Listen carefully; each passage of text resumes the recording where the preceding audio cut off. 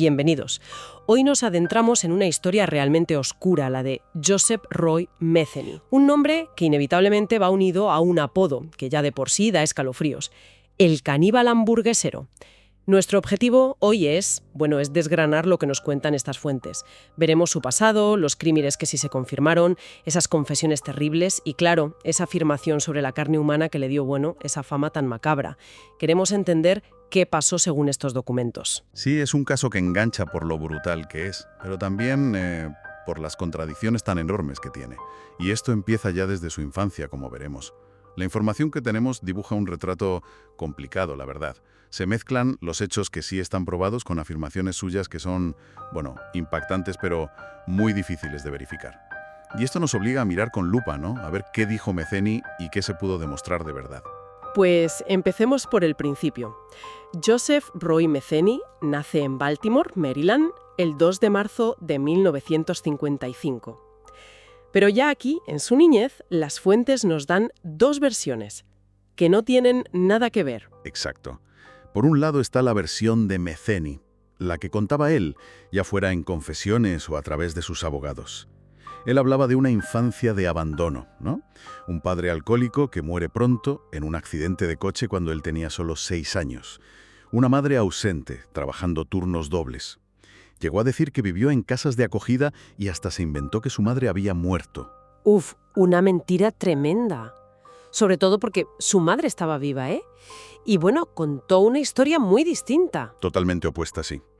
La madre admitía que hubo dificultades económicas, claro, pero negó de plano la negligencia. Dijo que ni casas de acogida ni que pasaran hambre. Ella lo recordaba como un estudiante, por encima de la media, decía, educado, inteligente, que tuvo una infancia normal, buena en esencia. Lo describía como una buena persona, fíjate. Y claro, ¿cómo conciliamos estas dos narrativas? ¿Dan las fuentes alguna pista sobre quién podría estar, mintiendo o exagerando? No, las fuentes no resuelven esa duda, pero sí que nos muestran algo importante. La propia historia que Metheny contaba de sí mismo parece construida sobre mentiras desde muy pronto. No sabemos si era para justificar lo que hizo después, o por ganas de ser famoso, o vete a saber qué. Pero ese patrón de inventarse cosas es una clave que nos dan los documentos. Nos hace dudar de todo lo que dijo sobre él. Y ese patrón de contradicciones sigue en su juventud, parece. Se alistó en el ejército en el 73. ¿Qué nos dicen los documentos sobre su paso por el ejército? Pues más de lo mismo, versiones distintas. Su madre decía que sirvió en Alemania. Él, en cambio, afirmaba haber estado en Vietnam, en artillería, y que allí se enganchó a la heroína. Pero ojo, un detalle que señalan las fuentes es que todo esto de su servicio militar aparece como no verificado. Lo que sí parece cierto es que apenas contactó con su madre después de alistarse. Ya. Lo que sí describe mejor las fuentes es cómo era su vida en los años 90. Un tipo enorme, por cierto, le llamaban Tiny, pequeñín, con ironía, claro.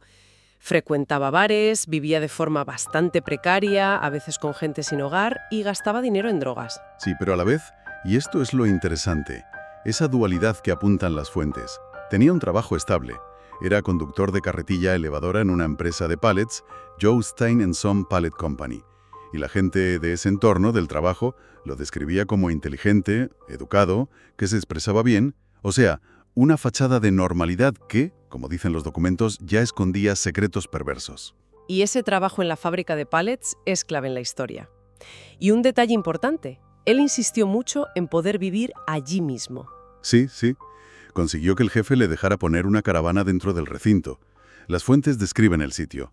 Grande, vallado, con alambre de espino y con una zona de bosque al lado. El jefe aceptó.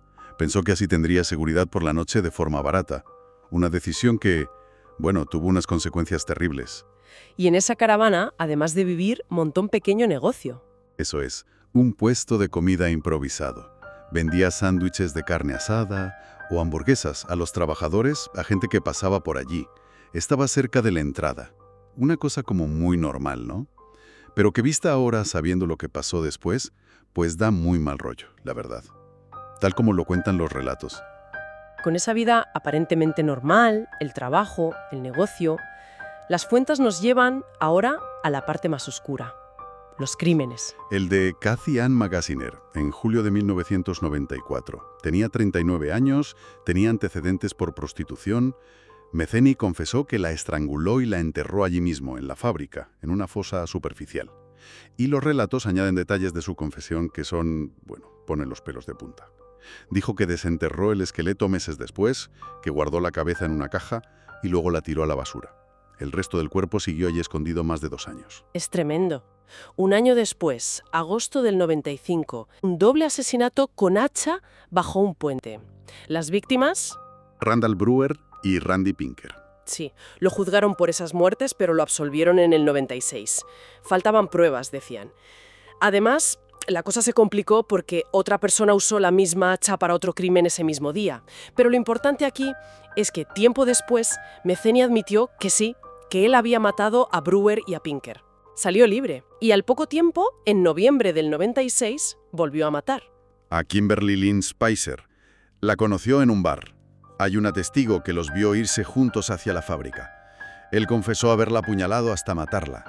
Dijo que fue porque ella se resistió a tener relaciones. Y otra vez enterró el cuerpo en el recinto de la empresa. Y así llegamos al incidente que lo cambió todo. El encuentro con Rita Kemper el 8 de diciembre de 1996. Exacto. Compartieron drogas en la caravana de él. Según contó ella, cuando se negó a tener sexo, él intentó abusar de ella. Ella consiguió huir, pero él la persiguió, la golpeó, la arrastró de vuelta a la caravana. Pero al final, Kemper logró escapar por una ventana.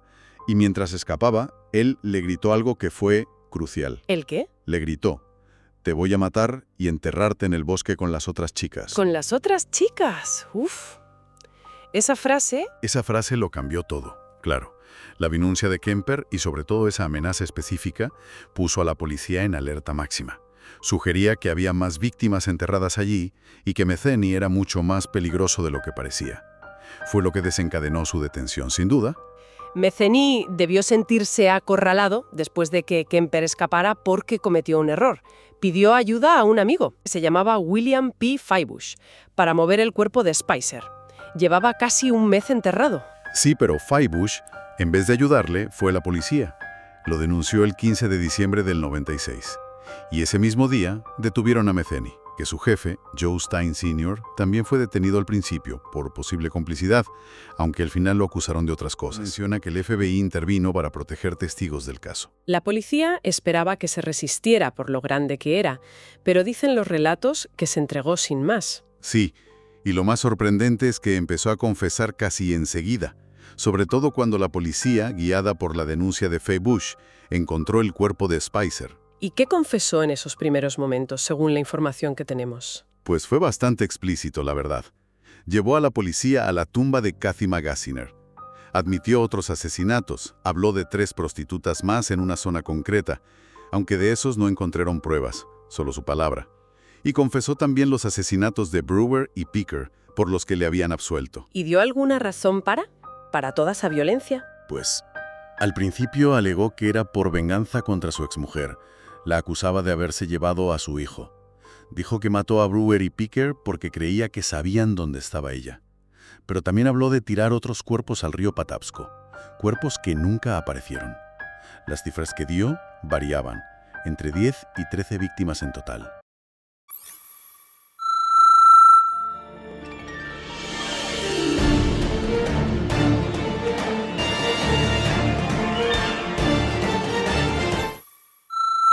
Aunque hay una confesión escrita que maté a 7 personas, 3 hombres y 4 mujeres. Pero vamos, la fiabilidad de muchas de estas confesiones extra, como recalcan las propias fuentes, es bastante dudosa. Y con todo esto llegamos al punto central de su terrible fama. La afirmación que le valió ese apodo de caníbal hamburguesero. Metheny afirmó que con algunas de sus víctimas, no con todas, quizás a partir de la 3ª o 4ª, cortaba partes carnosas.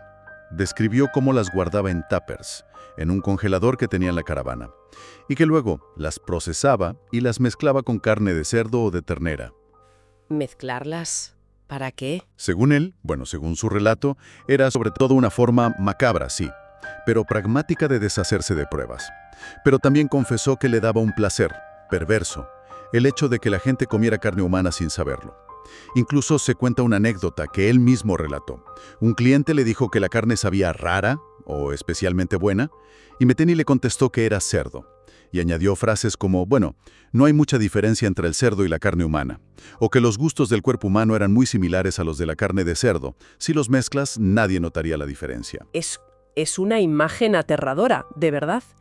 Pero, y esto es crucial, tan específica, ¿se pudo comprobar algo de esto? Aquí es donde hay que ser muy cautos.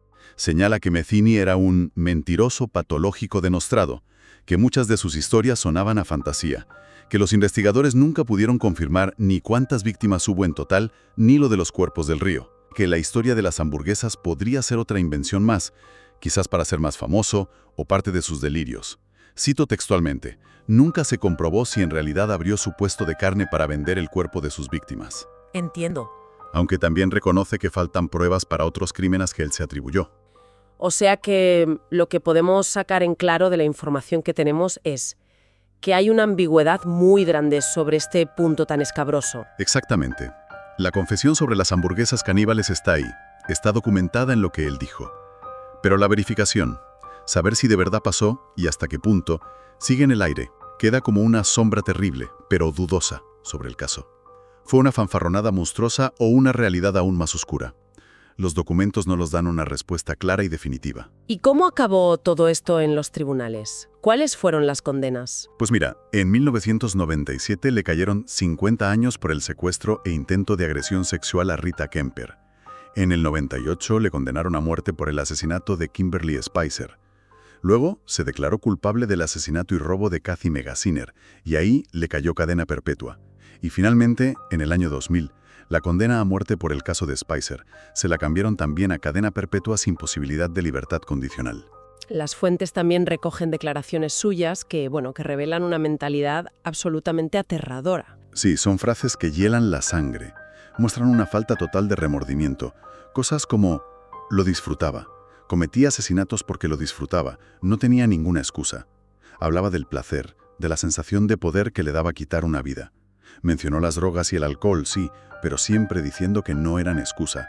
Describió como una supuesta venganza al principio, se convirtió en una pasión por matar. Hay una cita sobre el arrepentimiento que es muy fuerte. Sí, es muy gráfica, la verdad. Dijo algo así como, las palabras «lo siento» nunca saldrán de mi boca, porque serían una mentira. Estoy más que dispuesto a dar mi vida por lo que he hecho, para que Dios me juzgue y me pueda mandar al infierno por la eternidad. Una declaración tremenda, desafiante y sin ninguna fisura hasta el final. Y su final llegó en la cárcel, murió en su celda, en Maryland, el 5 de agosto de 2017. Tenía 62 años. ¿Las causas conocidas o misteriosas? Un cierre abrupto, sí, que deja todavía muchas preguntas sin respuesta clara. Haciendo un resumen de lo que hemos visto, tenemos los asesinatos brutales y confirmados de Magaziner y Spicer. Tenemos la valentía de Rita Kemper, cuya huida fue clave. Tenemos también un historial de contradicciones, de posibles mentiras sobre su propia vida ya desde niño. Y por supuesto, esa afirmación espeluznante sobre la venta de carne humana. Una confesión que está registrada, pero cuya verdad, como hemos dicho, ponen en duda.